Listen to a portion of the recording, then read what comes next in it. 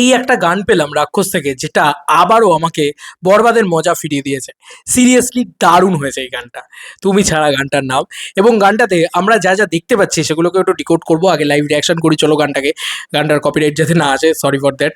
মানে যদি কপিরাইট আসে তাহলে তুলে দিতে হবে, কারণ এটা লাইভ রিয়াকশনই করছি, ইন্ডিয়া থেকে রিয়াকশন করছি। দেখা যাক রিয়েল এনার্জি কপিরাইট দেয় কিনা, একসাথে বসে দেখি চলো। একদম শুরু থেকেই দেখতে পাচ্ছি যে পুরো সিয়ামের প্রতি কি বলবো, মানে ক্রাশ খেয়ে রয়েছে সুস্মিতা। আহা কি গান! শুধু নোবেলকে দিয়ে গাওয়ালে আরো আরো ফুটতো মনে হয় গানটা।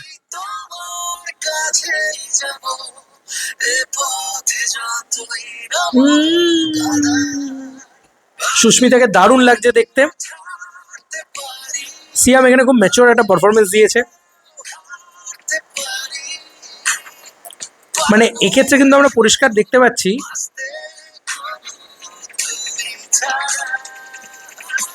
এই জায়গাটা দেখো জাস্ট, মহামায়া, ওই মহামায়ার ভাইবসটা আছে ফুল। যাবো তুমি ছাড়া।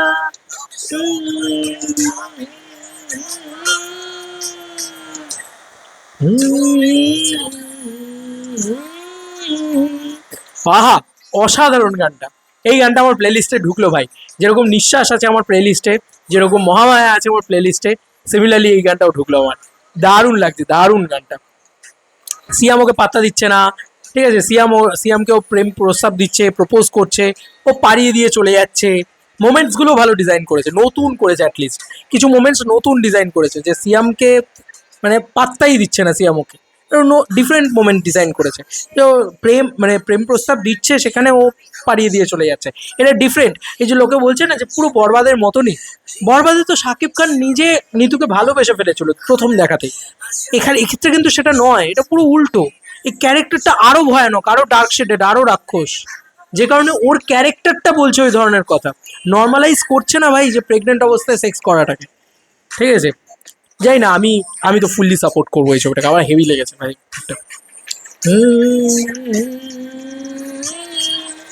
তোলো, আহা ফাইনালি সিয়ামের এই লুকটা দেখতে পাচ্ছি। এবং লিরিক্যাল গানটা বেরিয়েছে, পুরো ভিডিওটা বেরোয়নি অ্যাকচুয়ালিতে। গানটা অসাধারণ। আমি ধ্বংস হয়ে যাব তুমি ছাড়া, এই লাইনটাতে একটা মানে থিমেটিক্যাল সিমিলারেন্স আছে বড়বাদের সাথে। তবেই তো এটা ইউনিভার্স ভাই।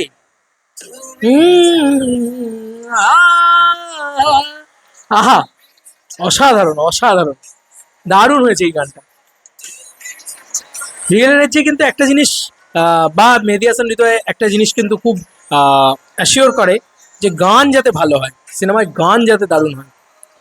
দুর্দান্ত লাগছে, এবং কি ভালো মিষ্টি লাগছে সুস্মিতাকে, দুর্দান্ত মিষ্টি লাগছে সুস্মিতাকে। সিয়ামকেও খুব ভালো লাগছে, সিয়ামকে একটা বিউটি ইন দ্য বিস্ট, ওই ওই যে ব্যাপারটা, বিউটি উইথ দ্য বিস্ট, ওই ব্যাপারটার মজাটা লাগছে আর কি। রাক্ষসের সাথে বিউটি ব্যাপারটা দারুণ লাগছে, সত্যি গানটা খুব ভালো আছে। মানে আজকে যদি এই গানটা শাকিব খানের হতো, হয়তো আরো কত মানুষ কত রকম ভাবে এটাকে নিয়ে সেলিব্রেট করতে হয়তো ডেফিনেটলি।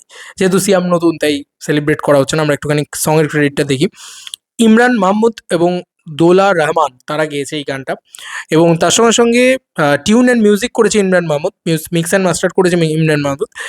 তো খুবই ভালো মিক্স অ্যান্ড মাস্টার হয়েছে, খুবই ভালো মিউজিক হয়েছে, গান যে গেয়েছে অসাধারণ, সেগুলো সবই সুন্দর।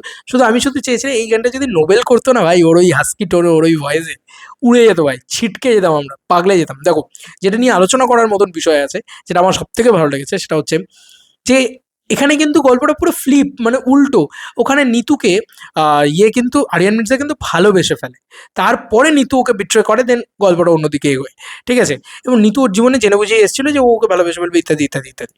নিতু কিন্তু ওকে থেকে কখনো মানে করে যাওয়া, বা খুব ওর গায়ে গায়ে ঘেসে পড়া বা লাফিয়ে পড়া, এরকম এরকম জিনিসপত্র করেনি। কিন্তু এক্ষেত্রে ফোর ফ্রন্টে এসেই দেখা যাচ্ছে যে মেয়েটাই কিন্তু ছেলেটাকে পাউলের মতন ভালোবাসছে, ঠিক আছে, প্রপোজ করছে, নানানভাবে করছে। কিন্তু ছেলেটা এতটাই আলফা মেল, ছেলেটা এতটাই কি বলবো, মানে সিয়ামের ক্যারেক্টারটা এখানে এতটাই রাক্ষস বা এতটাই ব্রুটাল, এতটাই আম, কি বলবো মানে অ্যারোগেন্ট টাইপের। বড় লোকের ছেলে সেটা তো বোঝাই যাচ্ছে, বড় লোক জিনিসপত্র দেখাবে সেটা তো বোঝাই যাচ্ছে, কিন্তু সে কিন্তু মানে বেশ বেশ ব্রুটাল, মানে সে মেয়েটাকে দিকে পাত্তাও দিচ্ছে না। এত সুন্দর একটা মেয়ে প্রপোজ করছে, জানাচ্ছে, কিন্তু ও পাত্তা দিচ্ছে না। তো এর কি রিজন থাকতে পারে কেন ও পাত্তা দিচ্ছে না? এবং আহ, হয়তো ওর নেচারটাই এরকম যে ও পাত্তা দিচ্ছে না। এই স্টোনটা খুব সুন্দরভাবে কিন্তু গানটার ভিতরে ফুটে উঠেছে, সেটা আমার হেভি লেগেছে। এবং লাস্ট মোমেন্টে দেখা যাচ্ছে ও খালি গায়ে এরকমভাবে ইয়ে রয়েছে, তো ওই যে বলে না যে আমি আমি তোমার সাথে এ করতে চাই, তো শুতে চাই, বা এরকম কিছু একটা ডায়লগ ছিল তোমার, ট্রেলার লেভেলেও ছিল। তো আমার মনে হয় যে এই মেয়েটা ইচ্ছা করে ওকে ফাঁসাবে, ঠিক আছে, একটা টাইমের পরে ফাঁসাবে। এবং গানের লিরিক্স যদি তুমি খুব ভালো করে শোনো, যে আমি ধ্বংস করে দিতে পারি তুমি ছাড়া, বা ধ্বংস হয়ে যাব তুমি ছাড়া, এই লাইনগুলো আমার হেভি লাগে ভাই, হেভি লাগে এই লাইনগুলো আমার, ঠিক আছে। আহ, এই ঝড় হয়ে দিলে সব ধ্বংস করে, না না না না না না না, নিঃশ্বাসে জানা তোমার, এরকম একটা মিউজিক ছিল ওইখানে। ওখানে ওই ধ্বংসের ব্যাপারটা ছিল, ওই ব্যাপারটা না হেভি লাগে আমার, আমার মানে ওই সোলটা হেভি ওয়ার্ক করে যায় আর কি, সোলটা দিতে পারে মেহেদী হাসান হৃদয় সলিড ভাবে। দেখা যাক এই গানটা কেমন, মানে এই গানটা তো আমার জন্য প্রচণ্ডভাবে ওয়ার্ক করেছে, আমার হেভি লেগেছে। এবং ডেফিনেটলি আমি ইয়ের জন্যে মানে কি বলবো, মানে পরবর্তী কন্টেন্টের জন্য ওয়েট করে থাকবো। আর আই আই হোপ আর কিছু আসবে না, এটা আনএক্সপেক্টেড ছিল, এটা আমি এক্সপেক্ট করিনি যে এটা চলে আসবে রিলিজের আগে। তো রাক্ষস নিয়েও খুব খুব এক্সাইটেড, আমি প্রচণ্ড এক্সাইটেড, একটা কমার্শিয়াল ছবি আসছে এবং এত ভালো গান হচ্ছে। মানে প্রথম গানটা একটা ঠিকঠাক গান, একটা দ্বিধা লেভেলে যায়নি, আমি তো আগেও বলেছি, আমার আমার ঠিকঠাক লেগেছে, ওকে ওকে লেগেছে। মানে আমি যে রোম্যান্টিক গানটার কথা বলছি, একটা ওকে ওকে গান। বাট দিস সং ইজ মানে ব্যাঙ্গার আউট, সব বিয়ন্ড লেভেলে। শুধু যদি নোবেল গেয়ে দিত আরো এক ধাপ উপরে উড়ে যেত মনে হচ্ছে, আমার এটা মনে হয়েছে। তোমাদের কার কি মতামত এই গানটাকে নিয়ে জানিও কমেন্ট সেকশনে। চলো বন্ধুরা, নতুন কোনো ভিডিওতে দেখা হবে, বাই।